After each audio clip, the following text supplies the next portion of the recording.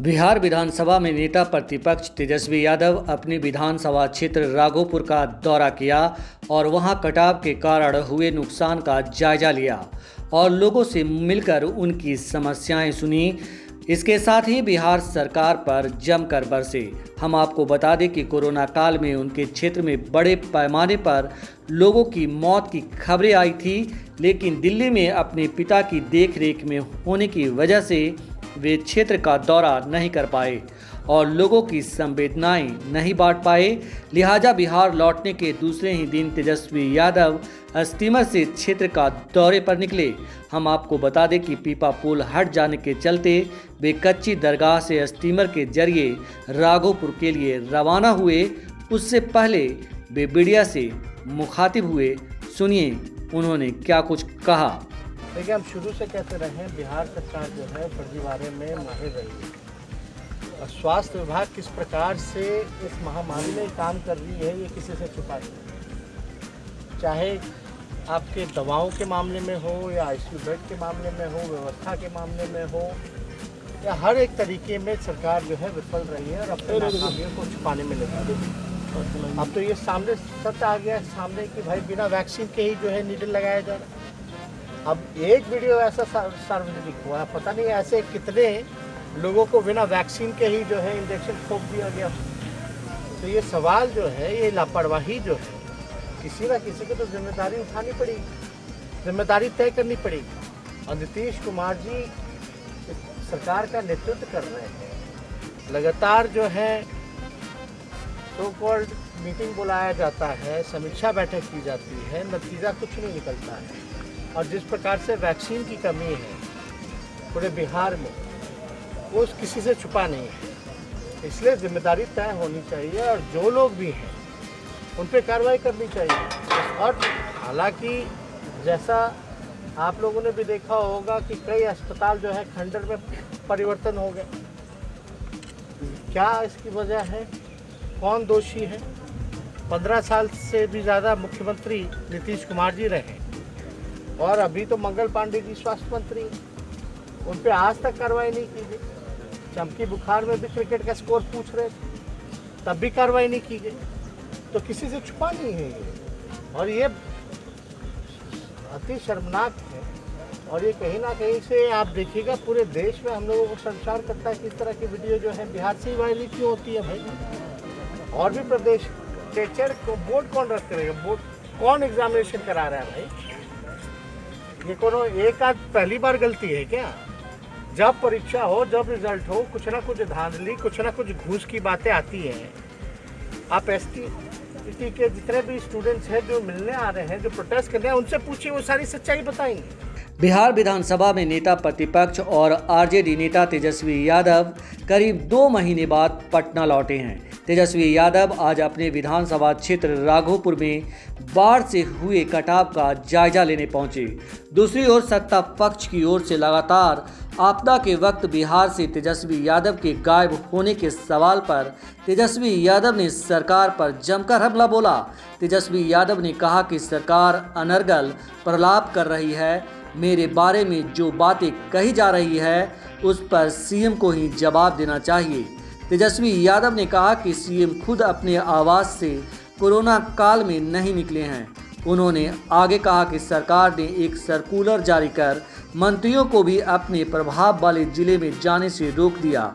हम आपको बता दें कि इससे पहले पटना लौटते वक्त एयरपोर्ट पर मीडिया से मुखातिब होते हुए तेजस्वी ने कहा कि वो नेता होने के साथ साथ एक बेटा भी हैं, इसीलिए वो दिल्ली में थे। दरअसल मीडिया ने उनसे ये सवाल किया था कि जेडीयू उनके बाहर होने को लेकर हमलावर है। इस सवाल का जवाब देते हुए तेजस्वी ने ये बात कही। तेजस्वी यादव ने एक दूसरे सवाल के जवाब में कहा कि हमने हमेशा सरकार से कहा कि जो भी आपको विपक्ष से उम्मीद है उसे बताएं। उन्होंने कहा कि आरजेडी के नेताओं ने कोरोना काल में लोगों की मदद की है। हमने लालू रसोई की शुरुआत की। इसके अलावा हमारे नेताओं ने मेडिकल सहयोग भी किया। बिहार STET 2019 में मेरिट लिस्ट घोटाले के खिलाफ आज आयशा इनौसा के नेतृत्व में शिक्षक अभ्यर्थियों ने बिहार बोर्ड के गेट पर जोरदार प्रदर्शन किया, लेकिन सरकार से कोई भरोसा नहीं मिलता देख बिहार बोर्ड के गेट को तोड़कर वे अंदर घुस गए और वहां जाकर जमकर प्रदर्शन कर लेने लगे। प्रदर्शनकारी अभ्यर्थी सभी क्वालिफाइड अभ्यर्थियों की तुरंत बहाली करने की मांग कर रहे थे। लोक जनशक्ति पार्टी में टूट के बाद चिराग पासवान के चाचा पशुपति पारस और भतीजे चिराग पासवान के बीच सियासी जंग जारी है। दोनों नेताओं के बीच पार्टी पर कब्जा को लेकर रस्साकसी चल रही है। एलजेपी की ये लड़ाई अब चुनाव आयोग के पास पहुंच गया है। इसी बीच लोजपा के सोशल मीडिया हैंडल पर बड़ा बदलाव किया गया है। लोक जनशक्ति पार्टी के आधिकारिक ट्विटर हैंडल पर से पशुपति पारस और प्रिंस राज की तस्वीर हटा ली गई है। वहीं फेसबुक पेज के कवर फोटो पर अब सिर्फ बंगला की तस्वीर लगाई गई है। बंगला यानी लोजपा का चुनाव चिन्ह। वहीं ट्विटर हैंडल से भी चिराग और पशुपति पारस की तस्वीर को हटाया गया है। इधर बागी गुट के साथ गए चिराग के चचेरे भाई प्रिंस राज के ट्विटर हैंडल पर कोई बदलाव नहीं किया गया है। हालांकि प्रिंस ने 5 दिन पहले एक ट्वीट को रीट्वीट किया था, जिसमें पशुपति पारस कैंप की ओर से उनकी नियुक्ति के बारे में सूचित किया गया था। चिराग पासवान ने एलजेपी में टूट के बाद पीएम मोदी की मध्यस्थता की उम्मीद जताई है। मीडिया से बात करते हुए चिराग पासवान ने कहा है कि पीएम मोदी की चुप्पी इस वक्त आहत करने वाली है। हमने उनके बुरे वक्त में साथ दिया। उन्होंने कहा कि मैं उम्मीद करता हूं कि वे भी मेरे इस बुरे समय में साथ देंगे। बिहार विद्यालय परीक्षा समिति द्वारा आयोजित STET परीक्षा का रिजल्ट विवादों में घिर गया है।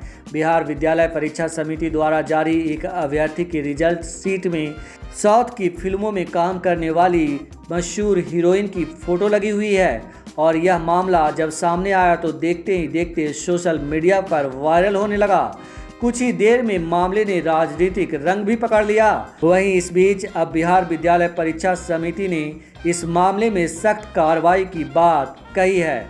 हम आपको बता दें कि माध्यमिक शिक्षक पात्रता परीक्षा 2019 की परीक्षा में सम्मिलित होने के लिए अभ्यर्थियों द्वारा स्वयं ही परीक्षा फॉर्म भरा जाता है। इसी क्रम में जहानाबाद जिले के एक अभ्यर्थी ऋषिकेश कुमार ने अपना परीक्षा फॉर्म भरते समय खुद की फोटो की जगह दक्षिण भारतीय अभिनेत्री का फोटो अपलोड कर दिया। समिति द्वारा इस मामले में ऋषिकेश से फोटो त्रुटिपूर्ण अपलोड करने के लिए तथा कई अवसर प्रदान करने के बावजूद भी त्रुटि सुधार नहीं करने के लिए स्पष्टीकरण की मांग की जाएगी। जानबूझकर समिति की छवि को धूमिल करने के लिए अभ्यर्थी के STET 2019 के कैंडिडेटर को रद्द भी किया जा सकता है। समिति की माने तो अभ्यर्थी द्वारा भरे जा रहे परीक्षा फॉर्म की समय अवधि के दौरान और उसके बाद भी समाचार पत्रों में कई बार विज्ञप्ति प्रकाशित कर परीक्षा फॉर्मों में फोटो सहित विभिन्न प्रकार की त्रुटि के सुधार के लिए कई अवसर दिए गए थे। दरभंगा जंक्शन पर हुए पार्सल ब्लास्ट की जांच NIA ने शुरू कर दी है। NIA ने ब्लास्ट मामले की प्राथमिकी दर्ज कर ली है। NIA की 6 सदस्यीय टीम दरभंगा ब्लास्ट की जांच करेगी। साथ ही बिहार ATS की अब तक की कार्रवाई की समीक्षा भी करेगी। अब तक हुई जांच की रिपोर्ट गृह मंत्रालय को भेजी जाएगी। ATS के अधिकारियों ने बताया कि बिहार, उत्तर प्रदेश, तेलंगाना समेत कई राज्यों से तार जुड़े होने के कारण जांच की कमान NIA को सौंपी गई है। सूत्रों के अनुसार बिहार, उत्तर प्रदेश और तेलंगाना राज्य की ATS के साथ NIA जांच कर रही है। अब तक हुई जांच में ATS को दरभंगा पार्सल विस्फोट आतंकी साजिश की तरफ मोड़ रही है। जांच टीम को शक है कि दरभंगा में किसी बड़ी साजिश की तैयारी की जा रही थी। फिलहाल दरभंगा विस्फोट की जांच के लिए रेल पुलिस की टीम करीब 1 सप्ताह से सिकंदराबाद में है। दरभंगा में जिस पार्सल में विस्फोट हुआ वह सिकंदराबाद से ही ट्रेन से भेजा गया था। सूत्रों की माने तो पार्सल बुकिंग में दी गई जानकारी फर्जी है। पार्सल बुक करने वाले सुफियान की तलाश नहीं हो पाई है। इस नाम के संदिग्ध आतंकी की तलाश ATS 4 साल से कर रही है।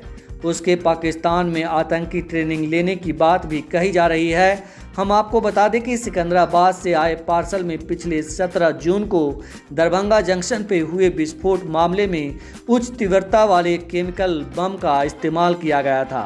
इसका खुलासा एफएसएल की जांच रिपोर्ट में हुआ है। सूत्रों के अनुसार आतंकी कनेक्शन के प्रमाण मिलने के बाद ही एनआईए और एटीएस चौकस हो गई है। बिहार के सहरसा में एक 12 वर्षीय नाबालिग छात्रा के अपहरण का मामला सामने आया है। मामला सौर बाजार थाना क्षेत्र के कांप पूर्वी पंचायत के मधेपुरा टोला वार्ड नंबर 8 का है। अपहरित छात्रा के परिजनों ने पुलिस से उसकी बरामदगी की गुहार लगाई है। घटना के 8 दिन बीत जाने के बाद भी अपहरित नाबालिग की बरामदगी नहीं होने से परिजन काफ़ी चिंतित हैं। साथ ही परिजनों को किसी अनहोनी का डर सता रहा है। वहीं इस मामले में अब तक पुलिस के हाथ खाली हैं। घटना को लेकर बताया जा रहा है कि मधेपुरा टोला वार्ड नंबर 8 निवासी नवल कुमार की 12 वर्षीय नाबालिग पुत्री मीना प्रिया उर्फ मनीषा कुमारी 18 जून को अपने घर से नाश्ता पहुंचाने बाजार स्थित दुकान गई थी। उसी क्रम में रास्ते में नाबालिग का अपहरण कर लिया गया। परिजनों की माने तो सौर बाजार थाना क्षेत्र के रौता खेम पंचायत के परसाहा निवासी सिकंदर यादव के पुत्र गुड्डू कुमार द्वारा अपहरण को अंजाम दिया गया है, जिसके बाद परिजनों ने इसकी जानकारी पुलिस को दी। वहीं पुलिस ने मामला दर्ज कर आरोपी के मामा को गिरफ्तार कर जेल भेज दिया, जबकि अभी तक नाबालिग छात्रा की बरामदगी नहीं हुई है, जिसके बाद पीड़ित के माता पिता अपनी बच्ची की बरामदगी के लिए प्रशासन से गुहार लगा रहे हैं। वहीं इस पूरे मामले पर सदर एसडीपीओ संतोष कुमार की माने तो मामले में आरोपी के मामा को गिरफ्तार कर उन्हें जेल भेज दिया गया है। एसडीपीओ ने नाबालिग के जल्द बरामदगी कर लेने का दावा किया है।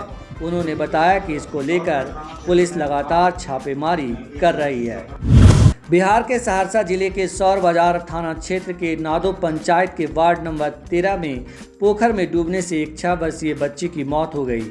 मृतक बच्ची का नाम शालिनी कुमारी बताया जाता है। घटना के संबंध में बताया जाता है कि बच्ची खेलते खेलते अपने घर के समीप एक पोखर पर चली गई, जहां पैर फिसलने से वे पोखर में जा गिरी और गहरे पानी में डूबने से बच्ची की मौत हो गई। परिजनों को जब इसकी जानकारी मिली तो बच्ची के शव को पोखर से बाहर निकाला गया। इस घटना से मृतक बच्ची के परिवार वालों में कोहराम मचा हुआ है। वहीं सूचना मिलने पर पुलिस ने मृतक बच्ची के शव को कब्जे में लेकर पोस्टमार्टम के लिए भेज दिया है और मामले की छानबीन में जुट गई है।